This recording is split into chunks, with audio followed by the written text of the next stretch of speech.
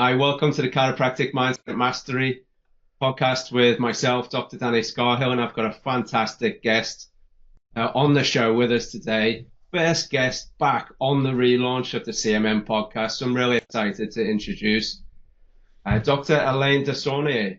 Hopefully I pronounced that correctly, mate. You did great, mate. That was awesome. Appreciate it. Awesome. So let's hear a little bit about Dr. Alain. So Dr. Alain wants to live in a world where great coffee is enjoyed together, emails are short, hugs are long, and storytelling is a daily ritual. As a second-generation chiropractor, a Robbins Madden's certified coach, international speaker, and educator, he's been featured on numerous podcasts, has been applauded on stages big and small the whole world over, and has been honored to share the platform with some of the brightest minds in health, influence, and personal development. He's the founder and lead trainer of TribeX, where he leads his signature program, the Transform Speaking Academy, featuring his unique Lighthouse Story Method, helping chiropractors and health experts tell their story, explode their impact and income through world-class communication and speaking. He lives in West Vancouver, Canada, with his wife, Sarah, and two young daughters. Welcome to the CMM podcast, Dr. Alain. How are you doing, sir? Hey, great, mate. It's so good to be here. Thanks so much for having me. It's really an honor. Most welcome, mate. So tell us a little bit about your journey. How did you get to where you are today, mate? In chiropractic or any specific journey? Life journey and chiropractic. How about that? Sure. Well, like I wrote in my bio, so I'm a second generation chiropractor. So we have a large chiropractic family. We have 44 chiropractors in my family, I believe, at this point. We have I have three siblings, two brothers and a sister, and they're all chiropractors, and two of them actually are married to chiropractors. And so it's been something that in my journey, inside and outside of chiropractic, it's always been something that's been a constant. And ever since I was born, it was something that we have, as a family and as an extended family, it's been something that we've always been super passionate about. I remember from the time that I was even it was like grade 4, grade 5, bringing one of my dad's model spines to school and doing a presentation about subluxation and about various things things in school. So it's always, when I look back, I'm like, oh my gosh, what a nerd I was. It was so fun. But it was something that that I always just grew up with. And I remember when my mom sat us down one day. I was 13 or 14 years old. We sat down at the kitchen table, and she listened, because I had an older cousin that has just been going to chiropractic college. Like, he just left. He was like the first of my generation that was going into chiropractic. And she said, listen, I know we've got a lot of people in our family that are chiropractors, and it's something that, we're super passionate about. I know you guys are involved with us. She said, but I don't want you guys to feel any pressure to do this. Like, we love it. We think it's great. If you want to do it, great. If not, that's fine. That's no problem. Like, we don't have any expectation that you're gonna follow in our path, and it's gonna be a family thing or whatever it is.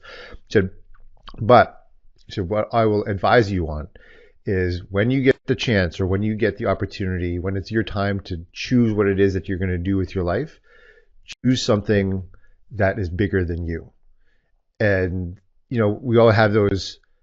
I've heard one of my mentors, Patrick Tempo, talk about it like a pivotal moment. Like, you have a moment in your life where, like, everything else after that, it just was different. And that was one of those moments for me. And that's not when I decided to go into chiropractic, but it was just definitely one of those things that became a guiding light for me with everything. It was like, is this bigger than me? Is this something that will serve more than just make me feel good? Is this something that's good for others?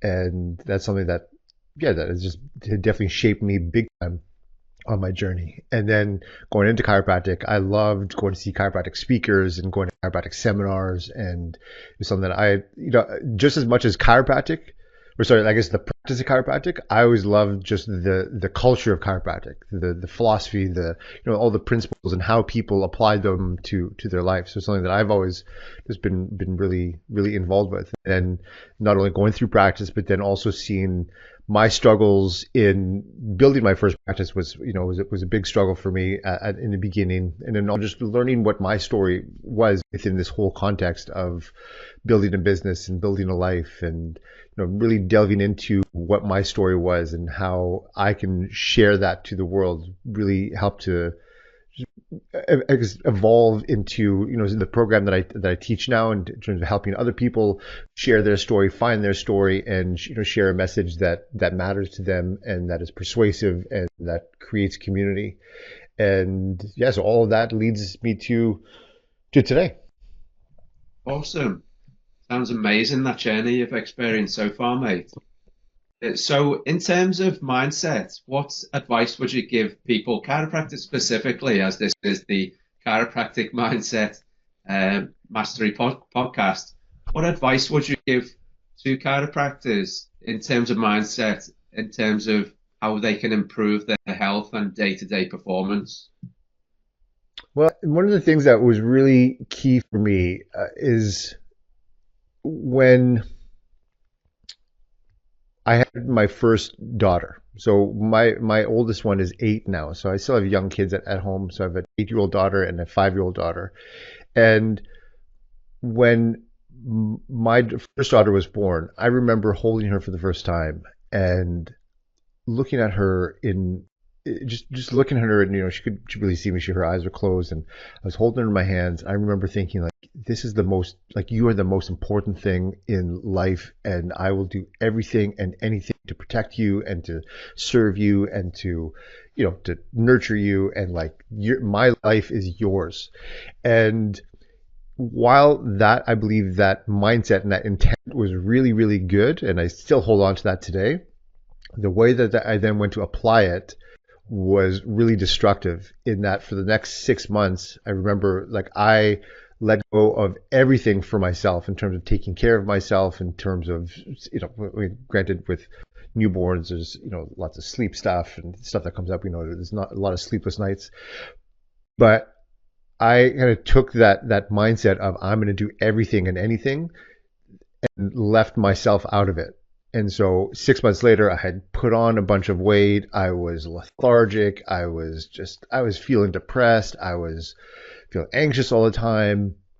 And it wasn't until my wife had said something to me, and it was a snippy comment in the moment that I did not appreciate, but I went back to really thank her for just really stepping into my life and really shaking me out of what was going on, because I was using her and using my kid as an excuse to not do things for myself, thinking that everything else matters more. And it wasn't until that moment I'm like, oh wow, me, the vehicle, needs to be filled up before I can do anything for anyone else. There's an old saying that a lot of us use and know about, when we go onto an airplane, if the oxygen mask comes down, you have to put your own mask on first before helping others. And then they even tell you that in the instructions when you first board the plane. They tell you that you need to do the thing for yourself first before you can help somebody else. Because if you're passing out as you're trying to help someone else out, you're not going to do much good for anybody. And so that was really became like something that was really important for me. It's like, oh yeah, I matter in this whole thing too. Because if she really matters, if she is loved the way that I was saying she is, then she deserves for me to be the best that I can. And so in my mindset, it really shifted, in that I recognize that I have a big part to play in that, and that I matter in all of this, and I'm worthy of taking care of myself. And that was really something that was just really, really huge for me. So in terms of mindset for the chiropractor, mindset for anybody really, is that you come first, and not because you're more than or less than or anything other than we want to serve something that's bigger than ourselves. We want to serve other people. We want to be an influence to other people. Well, that starts by influencing yourself. When you think about, one of the things we teach inside of our program is the 4 levels of influence.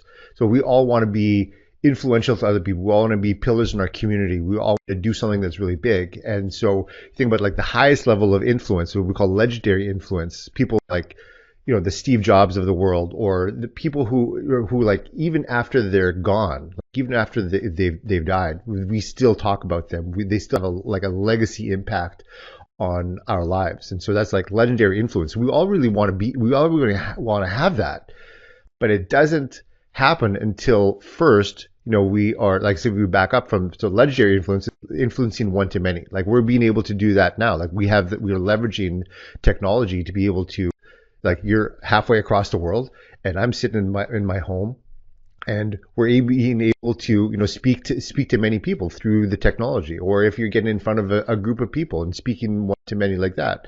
And then, but back up from that, then you're influencing people one to one. So like you and I are talking, or, you have a conversation with a client, you have a conversation with a patient in your office, like, we're able to have an influence on their lives. But that doesn't even happen if first we can't influence ourselves. And so the base level of influence is really being able to influence ourselves. Like, I was the guy in chiropractic practice years ago who was just really overweight and not doing great in my own health, yet I'm trying to teach other people how to take care of themselves. The words are coming out, and the words are right, the ideas are right, the strategies are right, the tactics are right, but the messenger was wrong. So in the mind of the person listening, it doesn't land. So like their bullshit meter goes up. Like something's not quite right here. And so if there's a resistance to those ideas just based on who I am, then they're never going to get across. So who I am matters so much. And when we think about our mindset, like, we need to think about the importance of who we are, and really harness and develop and nurture, a love for ourselves, and a love for taking care of ourselves. Does that make sense? It does, absolutely. In one of the things you mentioned earlier, a snippy comment from a loved one, that reminded me of a time when I was out networking. I was at a business networking event, and about 6 years ago now, maybe 7 years ago, and I was doing a presentation on my first book, Total Health Transformation, and I was talking a lot about nutrition in there.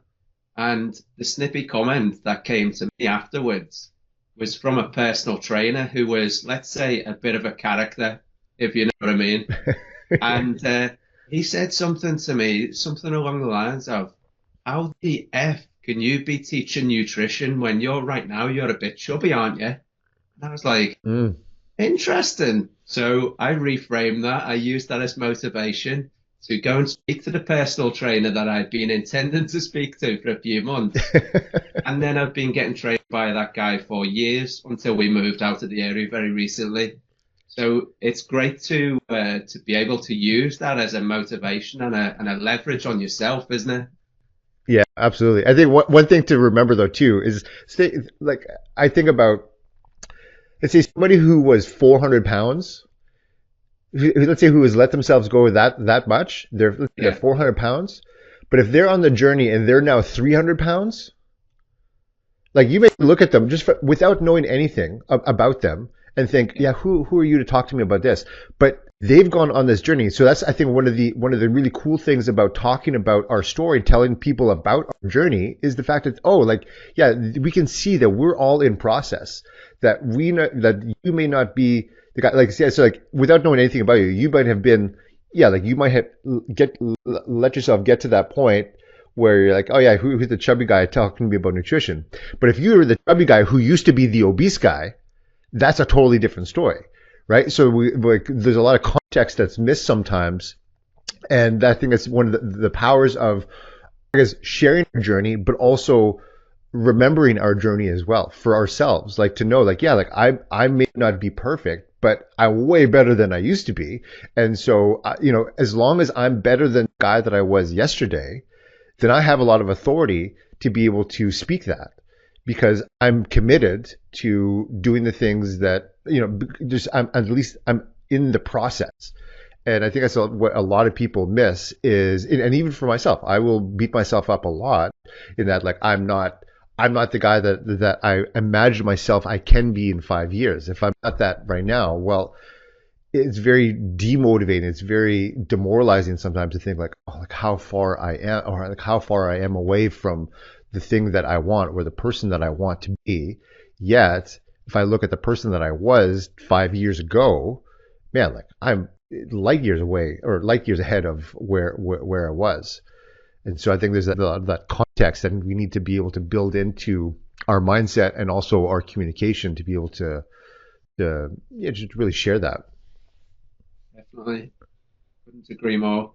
So, in terms of using story and teaching through story, why would you say it's important to be able to be persuasive through storytelling today, particularly in the context of building a chiropractic practice and growing your community? Yeah, well, I think there's a few things there. Is number one, I mean, this has been forever. We think about in the context of history, we could look back on history and many of the things that we know, even from like the sacred texts, like the Bible and the Bhagavad Gita, and like any faith that you can imagine, they are all taught through story. They are taught through parables. They're all taught through. It's not like all of these sacred texts that we have on how to live and how to live, a fulfilled life and how to live a life connected to our creator and any of the things. Those are not just instructional manuals. Like it's not just like there's just checklists. It's not like that, it would be like a 3-page document. You can send that in an email. Like we would have these giant tomes of things, but we recognize that we learn through stories. And when we learn, one of the things that we know is that whenever there's a memory, there is an emotion. And whenever there's an emotion, there's a memory.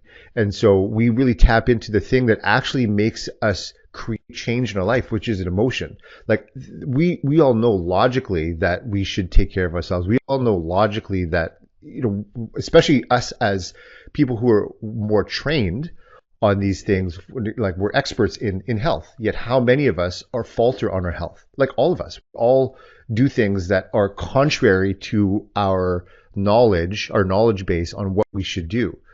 And so if everything was just like like coming from our logical mind, I mean, we know that that doesn't work.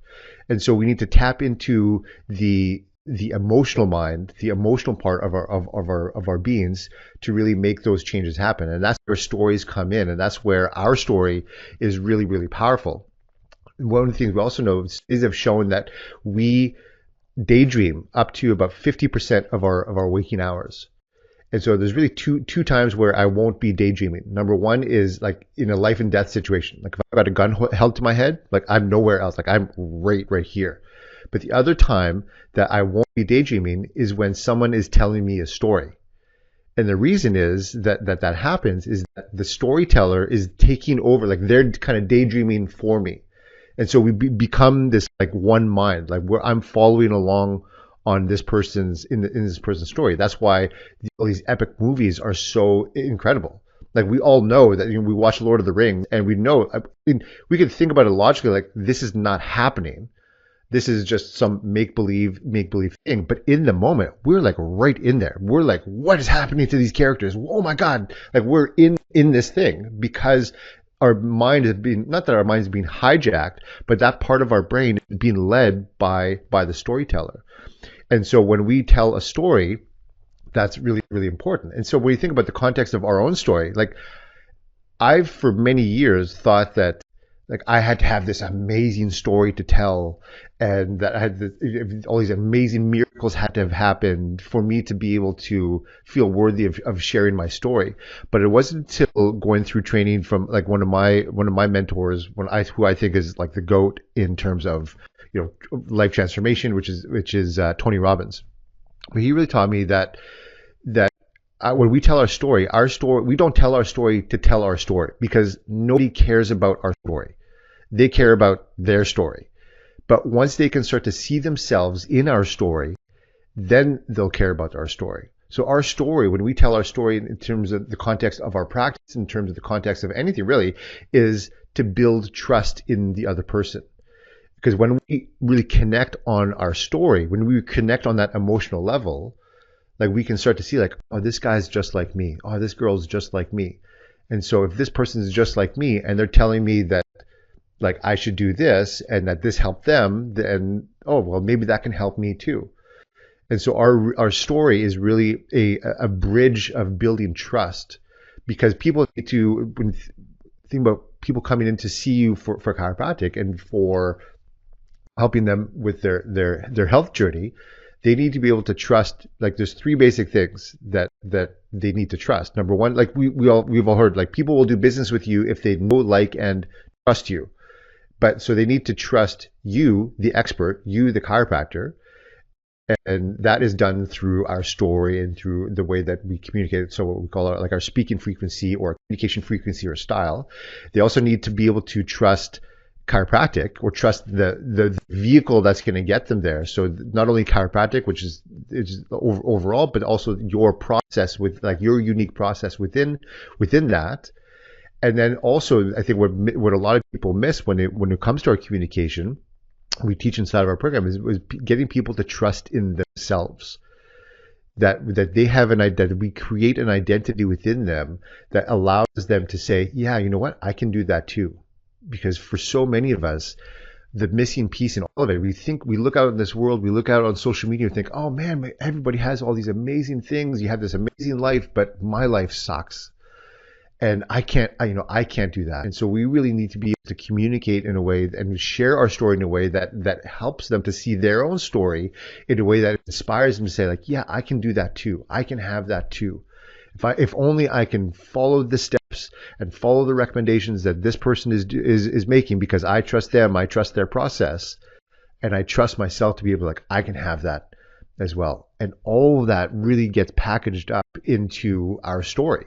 And I think that's one of the reasons, or many of the reasons why our story is so critical, especially in this day and age where we have social media, we have people's brands are really tied to their own personal story. We have less and less of this corporate mindset of we're looking at these big corporations and these big businesses that really lead the way, but we have these individuals inside that, and we trust inside of their story. And that is just, I think, the way forward. So we can be more authentic, we can be more vulnerable, when we can be more persuasive in the way that we tell our story. It's just going to be a total game changer for all of us. Absolutely, it's so important as a life skill and a business skill to be able to speak, and speaking from stage, and whether it's stage or in small talks or whatever it is. Unbelievably important, yet at the same time, so many people are terrified of doing that. As you know, like they always talk about a stat, don't they? That being afraid of public speaking. If you at a funeral, a lot of people would rather be in the box than giving the eulogy, which is insane. It's insane to me, because I love speaking from stage and stuff like that myself. And I know you do. I've seen you speak loads of times over the years.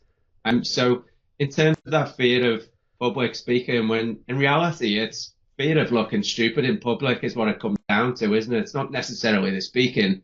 But in terms of the work you do with people, how do you help them get past that fear of public speaking so they can share their story?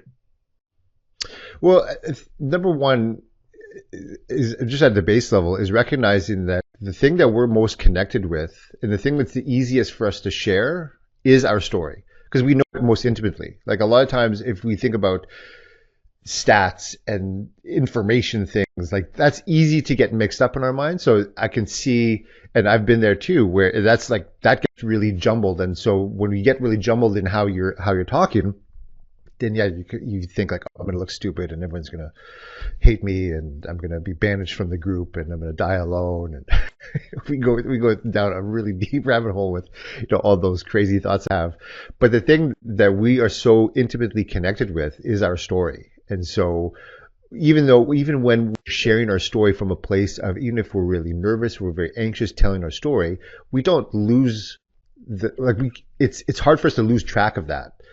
And so even if it comes out, storytelling again is it's not like a linear telling of events. It's not this happened and this happened and this happened and this happened. I mean, that is one way to tell a story.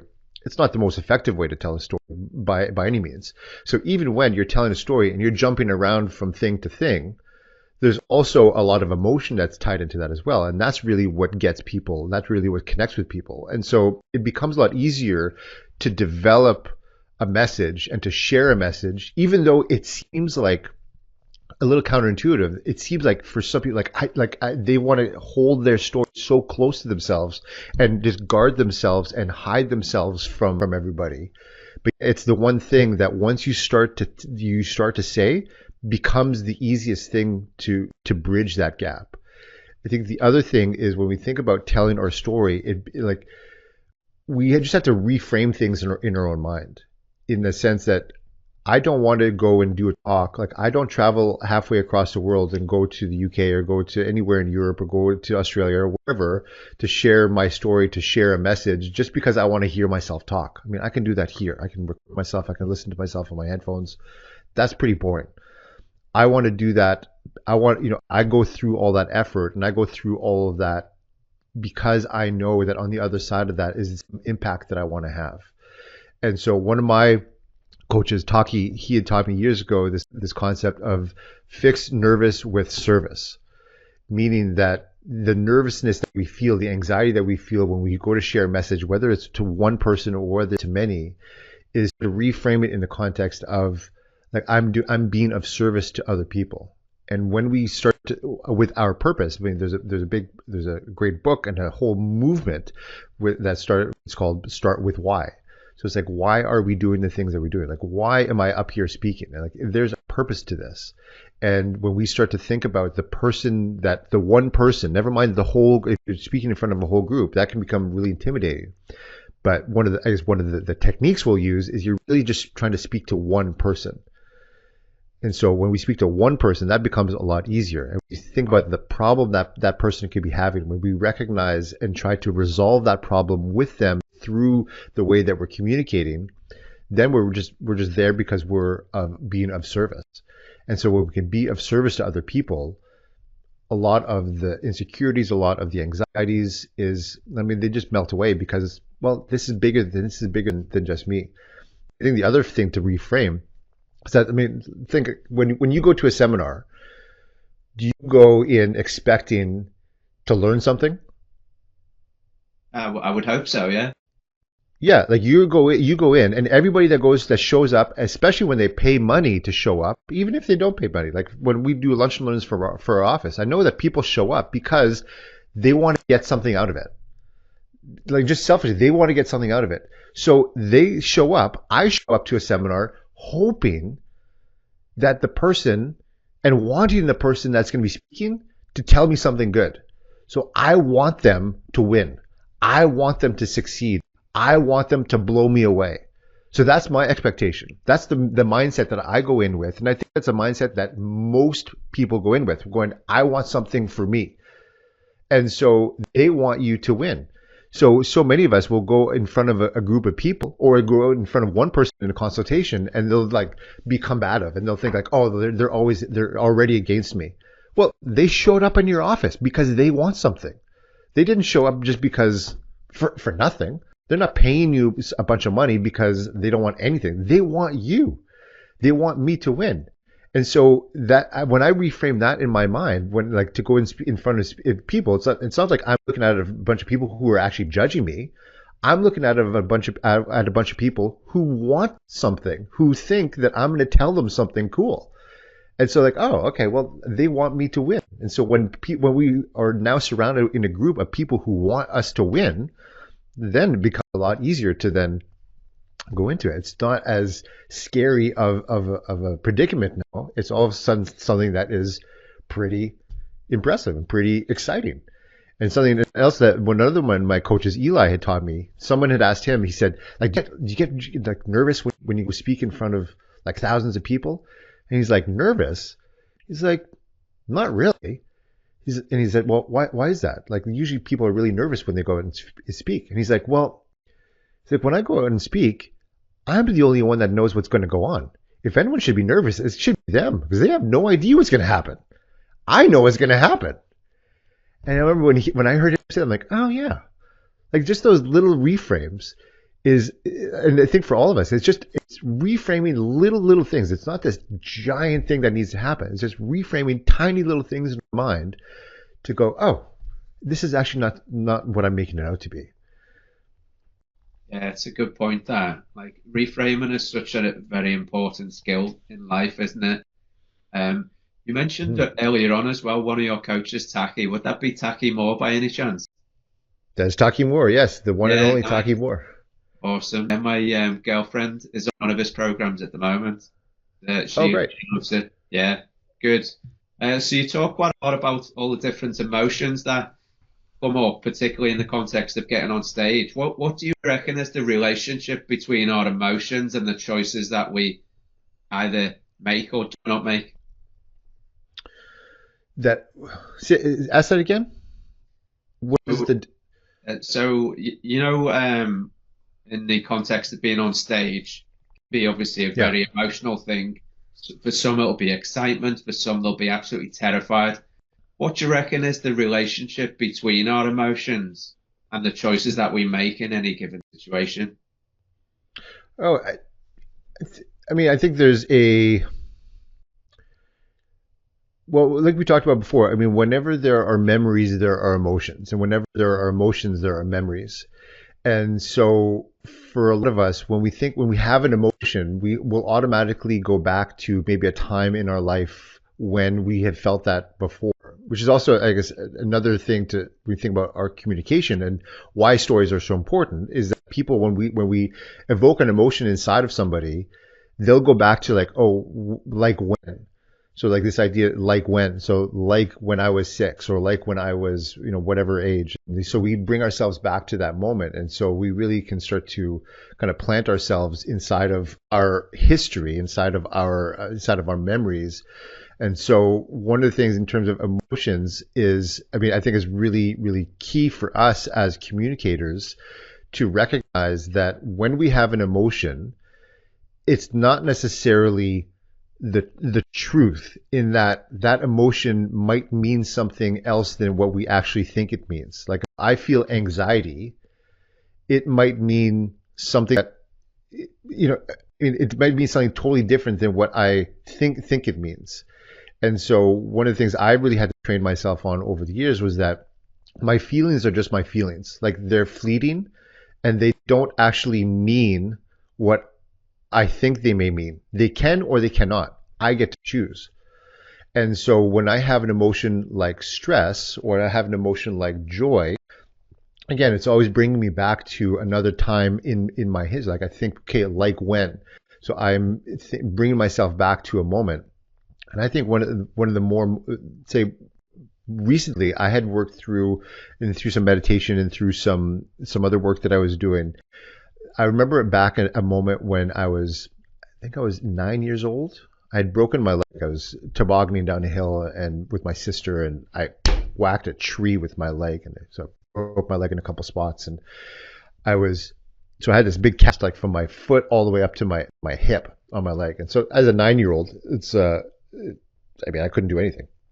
And I remember one night sitting in the bath, and my dad was giving me a bath because I had that. This is back in the day. I don't know what it's like now, but I couldn't get the cast wet, and so I'm sitting. I'm lying in the bath on my side, kind of with the cast hanging off of the edge of the bath, and so I had to have my mom and my dad like bathe me.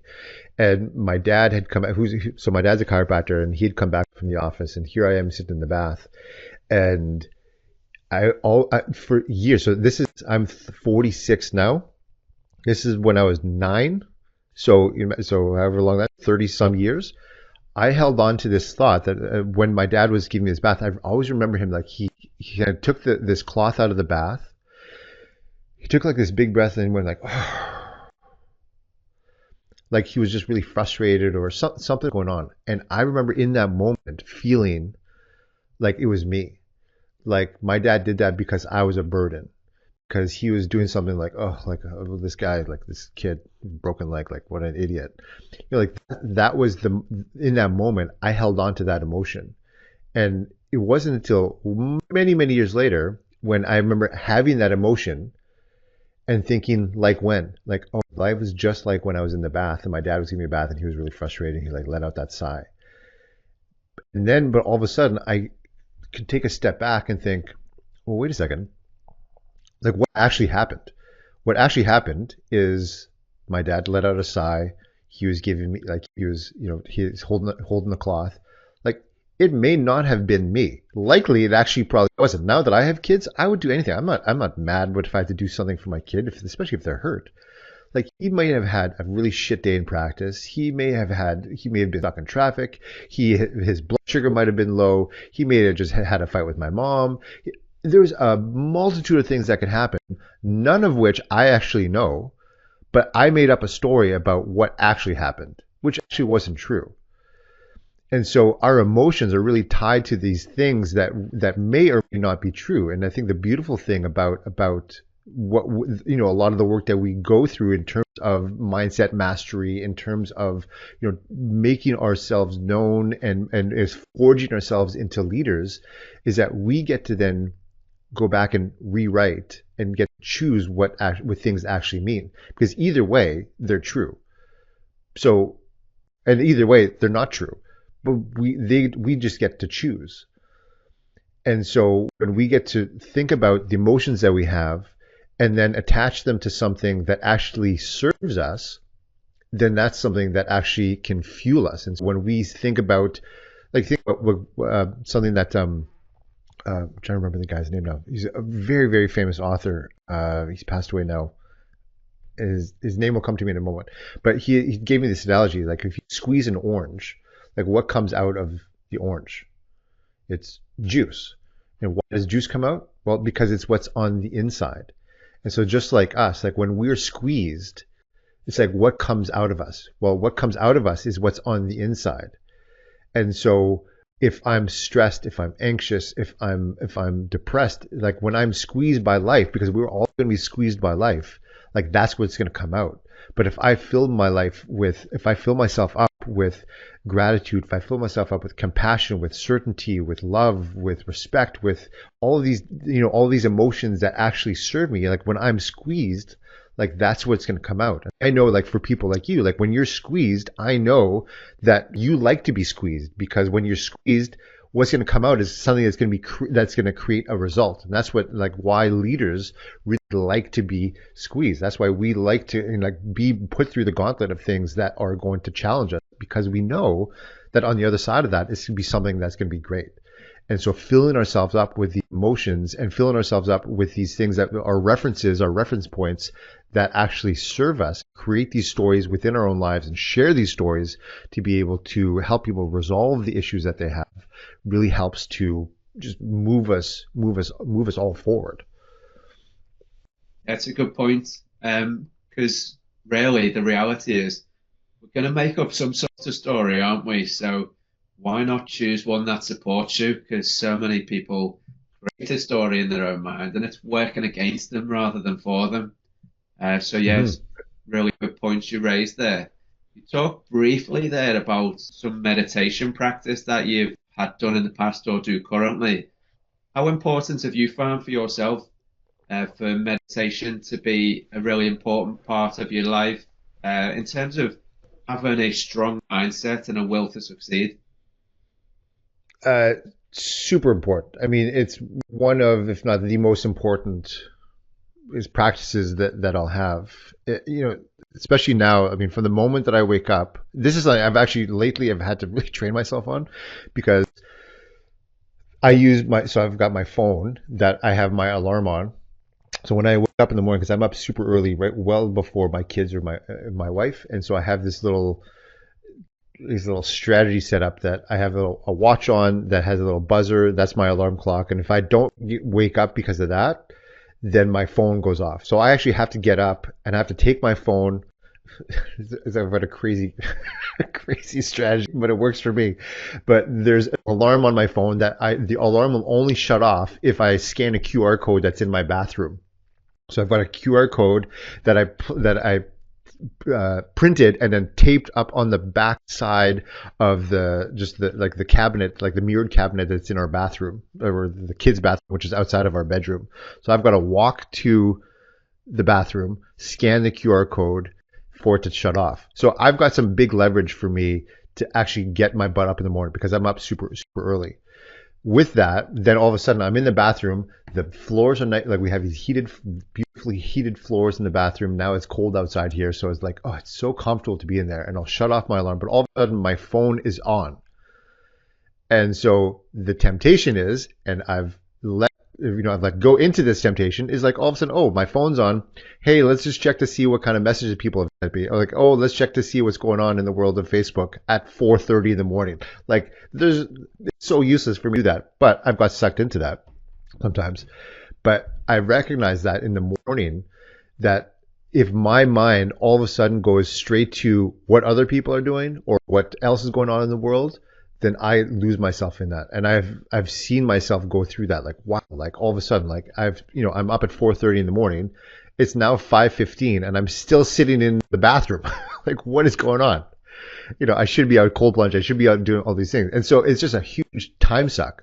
But when I can spend that time, that first few minutes, so now what I actually have done to reframe that and to help me do that is that I now have my headphones that are sitting in the bathroom. And I go there because that's where I'll change and get into, so I get my cold plunge after. But so I put my headphones on, and now the QR code actually goes to a meditation practice. So I put my headphones on when I get to the bathroom, and the first thing I'll do is actually go through a meditation. So it actually really helps me to clear my mind and really help me focus on the thing that is necessary for me to actually be productive in the day, and that's to just focus on something that is not of everything else. Is just focusing on just any inspiration that comes, or just healing words or incantations, or some sort of like a guided meditation where I'm actually guided through a process to a higher self, as opposed to just giving into bullshit, which is, I think, the temptation for a lot of us. And I certainly fall prey to that a lot. Yeah, absolutely. I mean, I've been meditating now for must be 15 years, and it is crucial to start the day with it and end the day with it for me. You mentioned you put headphones on for your meditation. Is there some sort of guided audio or some sort of guided imagery? How does it work? So I go through some different ones. There's one that I'm listening to right now. Actually, I recorded it. It's more like a hypnosis type of practice. I mean, I got it from someone else, but I put it in my own voice so that I can hear myself and myself saying these words. Before that, and sometimes I'll go through a guided process through what was one of my favorites is Tony Robbins. He calls it like his priming process. So you go through a process in the morning where first you go through a gratitude process. So you think about 3 times in your life when you were just so grateful, where you felt amazing, so you go through that. Then you go through a healing process where you're bringing love and white light and energy inside of yourself, and then you're sending that out to other people. And so you go through that process, and then the third process is you're thinking about a goal that I want to achieve, or something, a person that I want to become, and think about it as if it's already there, as if it's already complete. And so I go through kind of that 3-phase process. That's something that I'll listen to Tony do, and there's one that I would follow. It's on YouTube that I just have downloaded to my phone now. Sometimes I'll just do a meditation where I listen to like binaural beats, where I'm just listening to these sounds and I'm just letting my mind wander. I'm just kind of trying to think about nothing, just allowing things to come and go. I mean, I've gone through all kinds of different practices, and just depending on just how I feel or where I'm at, I'll go through different ones. So I don't have a specific thing that I've been doing religiously for like 15 years or so, but yeah, there's all kinds of different ones. Is there one that you follow? Like, is there something that you've been doing consistently for 15 years, or where have you been with that? Yeah. I've done a few. I've done loads of different. There's one I do consistently, and I learned Transcendental Meditation about 15 years ago, or TM for short. And that's a mantra. And so that's the one I've done consistently. I do love doing other kinds as well. I love periodically listening to a Joe Dispenza one. He's a great one too. Yeah. Yeah, and of course he was a chiropractor before he started to focus on meditation and the brain and stuff, wasn't he? and various other guided meditations I do like as well. But my mainstay is TM. And people say, "Oh, what do you get from that?" Sorry, we are going to say something. I was going to ask you, like, so TM is mantra based, right? Like, do you follow I know they have, do you follow like the mantras that they teach, or do you put in your own mantras, or how do you do that? It's a great question. You can add your own mantras in, but then it doesn't become TM. It moves away from TM. Oh, I So see. I Right. years ago when I first learned meditation, I was given a mantra. You're not allowed to tell anybody what your mantra is, and I never have to this Hmm. day. I never will. But so the reality is, it's possible that everyone's got the same mantra in the whole world, or it's possible maybe there's 5 or 10 mantras that teachers give out appropriately for whoever's sat in front of them. Yeah, Hmm. so there might be loads of mantras, there might be very few. Who knows? Because it's a bit like Fight Club, isn't it? First rule of Fight Club: you don't talk about Fight Club. The same with your Yeah. man, you know. Yeah, so there's so many different styles of meditation out there, and some suit people better than others. It's a bit like chiropractic care, isn't it? There's what you reckon over 100 different techniques. There's different techniques will suit different clients and different doctors, etc. It's a bit of a Hmm. minefield, really, you could say, isn't it, in terms of meditation and which one do you choose? I would say choose one and work it. If it doesn't work, try another one. Yeah. Yeah. So yeah, it's so true. Yeah. So, I mean, you've done loads of different kinds of meditation from what you were just saying. What is it you get from it? I know what I get from it, although in the beginning it was quite difficult to put into words. What do you get from it, and why would you never stop doing it in future? Um, I mean, I've certainly stopped. It's never something that I've ever kind of quit more than a little while. I think what I get out of it is even before doing it or even after doing it, because I've definitely gone through periods, well, especially let's say like a day of going through a practice where I get to the end of it and I feel no different, and sometimes I've felt worse, and usually it's just a few moments after. Sometimes it's a few minutes. Sometimes it's a few hours. But I'll remember that just the act of doing it makes me better. So it also reminds me that not everything that I do will have an immediate payoff. In that it's not like the results are going to show themselves right away. Just like chiropractic, when people come into our office, it's not like every adjustment is going to be this miraculous, life opening, like the heavens have opened up. Oh my God, the angels are singing. Like it's not that type of experience. It can be, and it certainly is for a lot of people, but not necessarily every single time. And so for me, not only it's just the long term effect of I know that my life is going to be better because I do this. Like when I get into the cold plunge every morning, it's a practice I've been doing for a few years now, and I hate it every day. Like I never want to go in. Even this morning, I knew I had to get up a little bit earlier today, and I was like, I got up and I sat there for a few minutes just trying to talk myself out of doing it. Maybe I'll just do it later. But it's like every morning I do that. Yet every morning I go in, and when I'm done, I'm like, oh my God, I'm so glad I did that. I'm so happy that I did that. So it's like in the process sometimes, like, ugh. But I know, like, I've trained myself enough to know that if I do these things, my life is better. And so even if I do them terribly, like even if I felt like, oh, that was a terrible meditation practice, like, oh, that was an awful journaling, like I didn't write anything down in my journal, or I just read a book and I don't feel like I absorbed anything. I know that in the moment I may not have, but cumulatively, I know that my life is way better off because I did those things. Just like any sort of our health practices, we one of the things that, especially when we teach people in our practice, is like there's a lot of these things that we're teaching people and advising people and leading people into doing that aren't comfortable. It's not comfortable to have to figure out your entire life schedule around making these like few minute adjustments every day, or a few times a week, or once a week, or however often, whatever consistency or schedule people's come into to your office for. But it's not comfortable. It's way easier to just sit on the couch. It's way easier to just not do it. But by leading yourself through the discomfort, by allowing yourself the mental fortitude to say, no, I'm going to do this because it benefits me. Just that act of making a decision to say, no, I'm going to do it anyways, your life is going to be better off.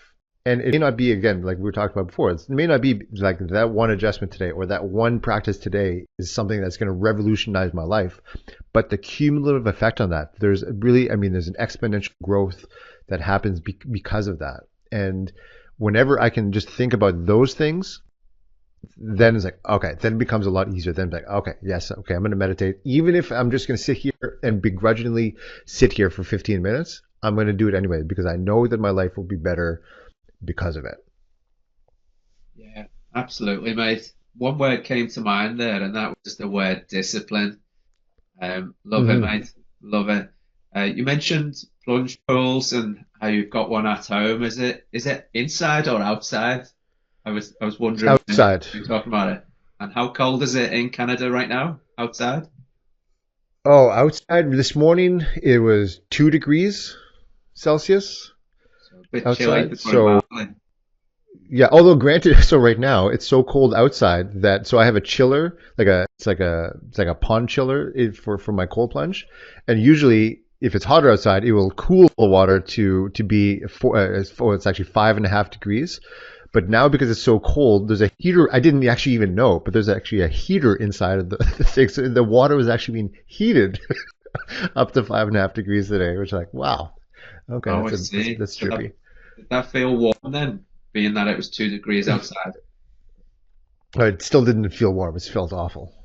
No, I can imagine. I love plunge pools. I used to do those straight after a steam room or a sauna. Oh yeah, that's the best. It is so refreshing, isn't it? I've not actually done one. It's been 2 degrees outside. I'd definitely be up for that though. That would be good. You just feel like totally energized and alive instantly.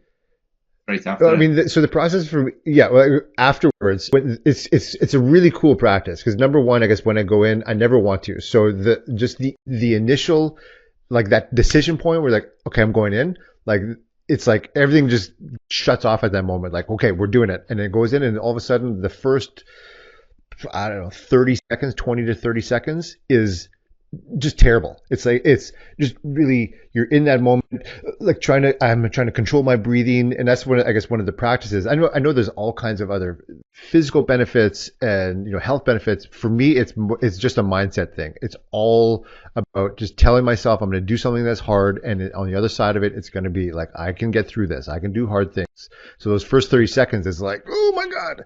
And then you just settle in and it's like, okay, things are okay. But then all of a sudden after a while, it's like, I start to shiver a little bit.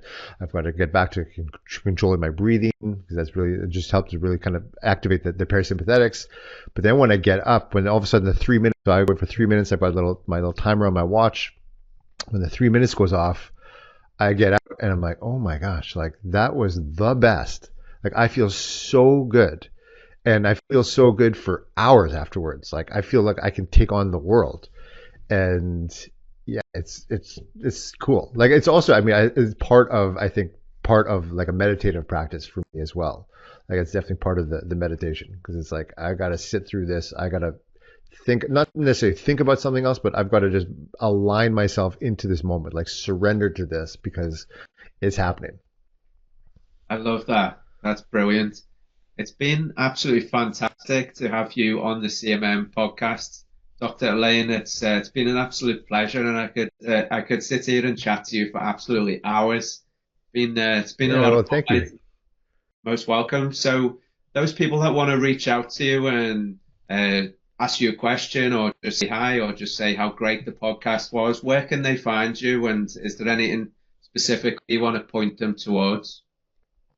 Well, I guess on Facebook and on Instagram, or usually Facebook is where I'm most active in terms of social media. Yeah, I've engaged with everybody and everybody that engages with me. And my website is Dr. Alain, DRALAIN.ca. And that's where, yeah, there's a bunch of information about our programs that we offer, and just getting involved in my world.